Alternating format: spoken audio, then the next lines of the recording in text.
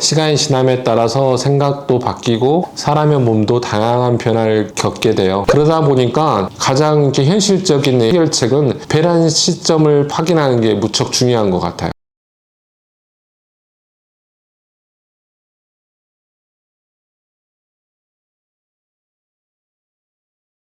안녕하세요. 난임 전문의 이경훈입니다. 첫째는 비교적 자연스럽게 임신에 성공했는데 둘째 아이 때 예상치 못하게 어렵다라고 하신 분들이 계세요. 첫째는 잘생겨서 둘째는 당연히 문제가 없겠지 하고 생각했는데 의외로 둘째 아이 난임을 겪게 된 분들이 은근히 많으세요. 사실 둘째 난임은 생각보다 흔하죠. 둘째 아이 임신 준비 기간이 길어지면서 불안해하시거나 혹시 내가 뭐가 문제가 생기는 게 아니야 라고 걱정하시는 분들도 많으신 것 같습니다. 출산 이후 다양한 요인들이 복합적으로 작용할 수 있기 때문인데요. 둘째 난임은 단순히 운이 좋지 않아서 생기는 문제는 아니에요. 하지만 원인을 비교적 정확하게 파악해야 되고요. 적절한 시기에 치료를 시작하면 결과는 거의 무난하게 성공할 수 있어요. 그래서 오늘은 둘째 난임의 원인, 진단, 치료 방법에 대해서 알려드리려고 합니다. 혹시 비슷한 고민을 겪고 계신 분이 있다면 이 영상 끝까지 시청해 주세요.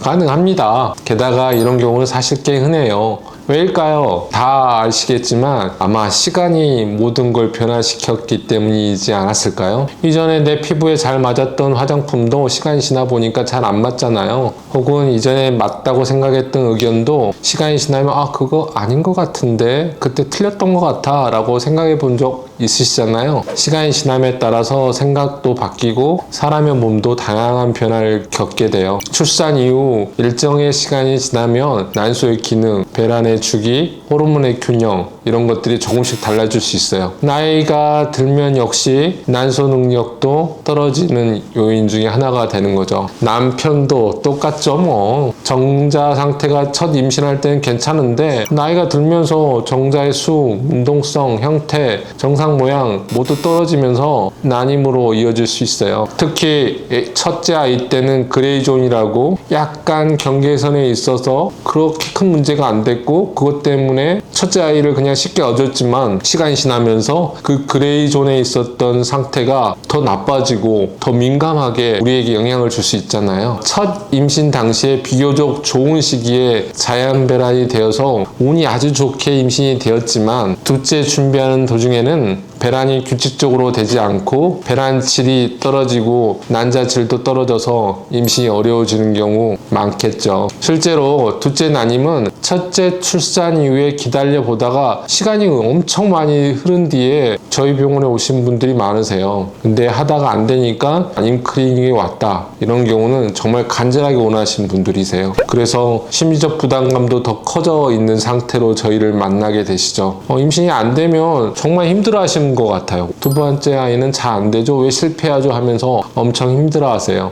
하지만 대부분의 경우 원인만 정확히 파악이 되면 약간의 도움으로 비교적 빠르게 임신에 성공할 수 있어요. 그런 경우가 많기 때문에 전문의의 상담을 통해서 지금 현재의 상태를 정확하게 확인해 보는 게 무척 중요하죠.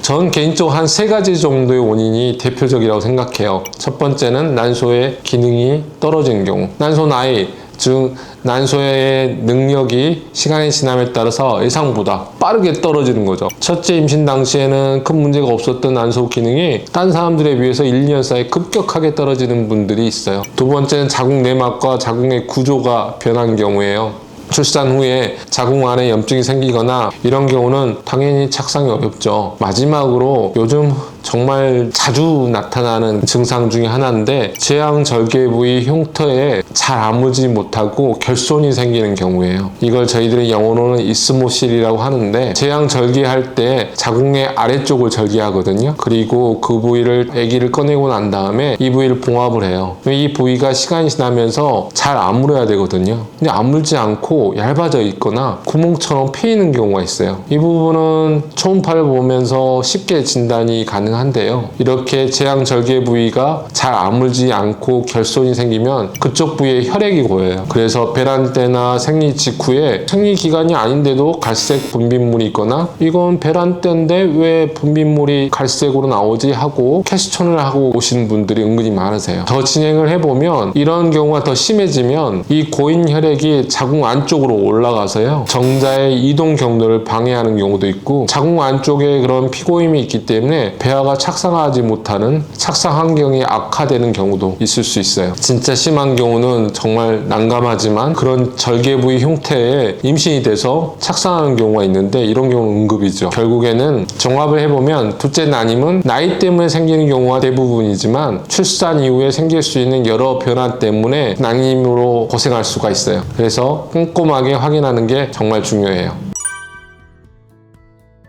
둘째 난임은 제왕절개 부위 결손으로 인한 난임을 제외하고는 특별하게 증상이 없어요. 그래서 알기가 좀 어렵죠. 그래서 미리 어떻다 신호를 이렇게 알아채기가 쉽지가 않은데 몇 가지 간접적인 징후들이 있어요. 첫 번째가 생리 변화. 예전보다 생리량이 줄거나 생리 기간이 짧아지거나 이런 것들은 자궁 내막이 얇아졌거나 유착 있을 때 그런 증상이 나타날 수 있거든요. 또는 내막에 염증이 있거나 호르몬이 또 안 좋아졌을 때도 있을 수 있기 때문에 이런 증상은 주의 깊게 봐둬야 돼요. 두 번째는 갑상선 기능 변화로 인한 증상이에요. 갑자기 쉽게 피로해지거나 졸리거나 이런 것들은 기능 저하증이 생기는 경우이기 때문에 이런 경우는 내분비 검사를 한번 해볼 필요가 있어요. 마지막으로 출산 당시에 출혈량이 많았던 경우가 있었는지도 한번 취해봐야 돼요. 산후출혈이 심했다면 호르몬 장애가 생기고, 이 호르몬 장애는 대부분 뇌하수체 기능이 떨어져서 생기는 경우거든요. 이 뇌하수체 기능이 떨어지면 난소 자극 호르몬 분비에도 영향을 줘요. 그래서 여성 호르몬이 훅 떨어져 있죠. 호르몬 검사가 필요한 경우죠. 마지막으로 남자 쪽도 한번 확인해 봐야 되겠어요. 시간이 흐르면서 남편분들이 또 배가 나오고 술을 마시게 되고 담배를 피게 되고 스트레스 쌓이게 되면 이제 몸무게가 또 늘게 되잖아요. 당뇨가 또 갑자기 생기는 경우, 이런 경우는 정자 건강에 영향을 줄 수가 있거든요. 이런 건 좀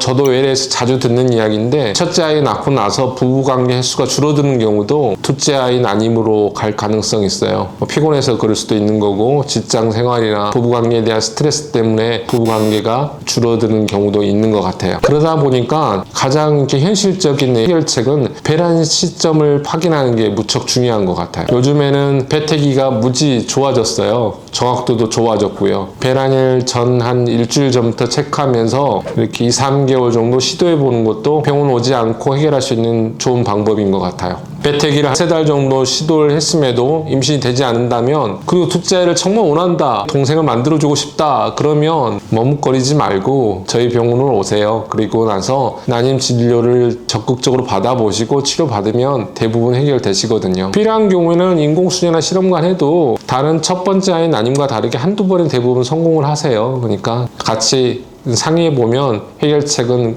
은근히 쉽게 나타날 수 있어요.